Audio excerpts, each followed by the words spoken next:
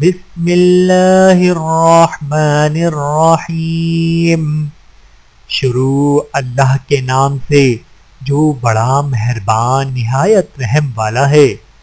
لم یکن الذین کفروا من اہل الکتاب والمشرکین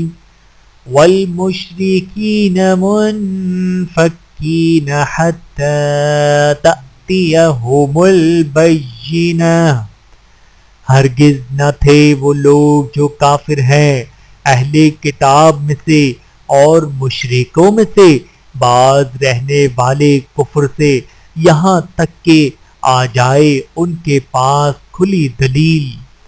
رسول من اللہ یتلو صحفا مطہرہ، یعنی ایک رسول اللہ کی طرف سے جو پڑھ کر سناتا ہے پاک اوراق۔ فیہا کتب قیمہ، جن میں لکھی ہوئی ہیں مستحکم آیتیں۔ وما تفرق الذین اوتوا الکتاب الا من بعد ما جاءتهم البینہ، اور نہیں بٹے فرقوں میں وہ جنہیں دی گئی تھی کتاب مگر اس کے بعد کہ آ گئی تھی ان کے پاس واضح دلیل۔ وما امروا الا لیعبدوا اللہ مخلصین لہ الدین حنفاء ویقیموا الصلاة ویؤتوا الزکاة وذلک دین القیمہ، اور نہیں حکم دیا گیا تھا ان کو مگر یہ کہ عبادت کرے اللہ کی خالص کرتے ہوئے اسی کے لیے دین کو یکسو ہو کر، اور قائم کرے نماز اور ادا کرے زکوٰۃ، اور یہی ہے مضبوط اصولوں والا دین۔ ان الذین کفروا من اہل الکتاب والمشرکین فی نار جہنم